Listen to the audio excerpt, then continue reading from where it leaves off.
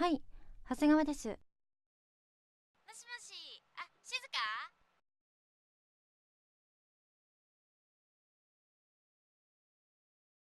うっそー何それ間違えた。ちょっといや、しんちゃんじゃないのが入ってんじゃん。しんちゃんだ。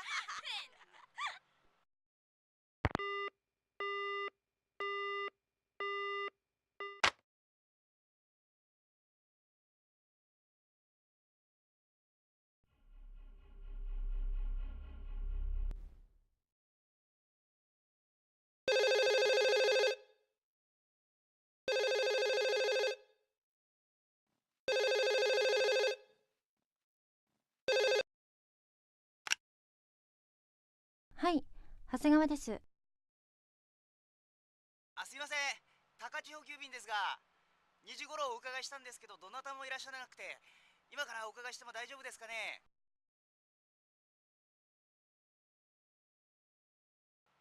ここからですと、そうですね、15分ほどで行けると思いますんで、クール便なんで今日中にお渡しした方が。はい、じゃあすぐ伺いますから。では失礼します。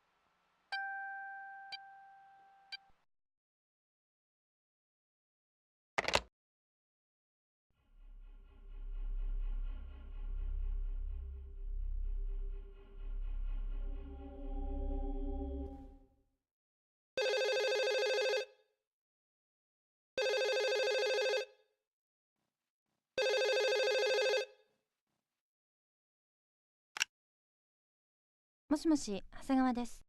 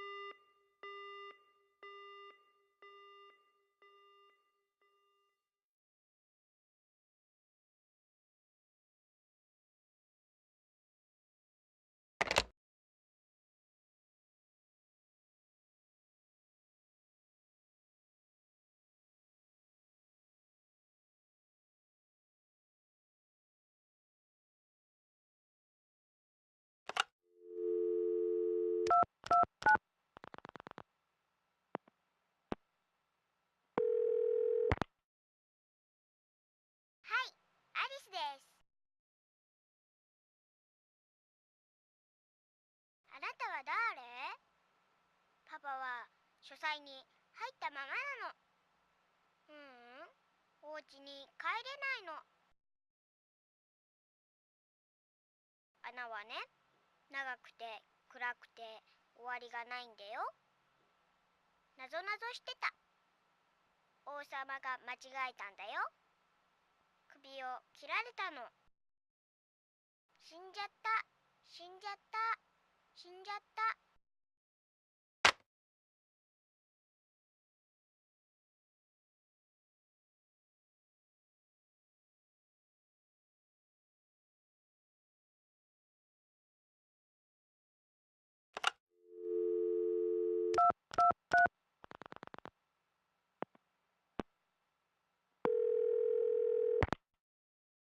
冬が終わろうとして巻き返しの名残雪が降った日、綾子は天から落ちてくる雪片を不思議な気持ちで眺めていた。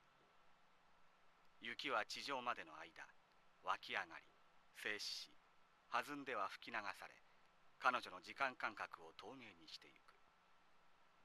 あれは桜の咲く頃だった。初めての出勤の日、電車の窓から見下ろす街の無表情さに驚いたことを覚えている。街は彼女を拒絶し、その力を見せつけるように立っている気がした。あの春、正人からの頼りを受けたのは、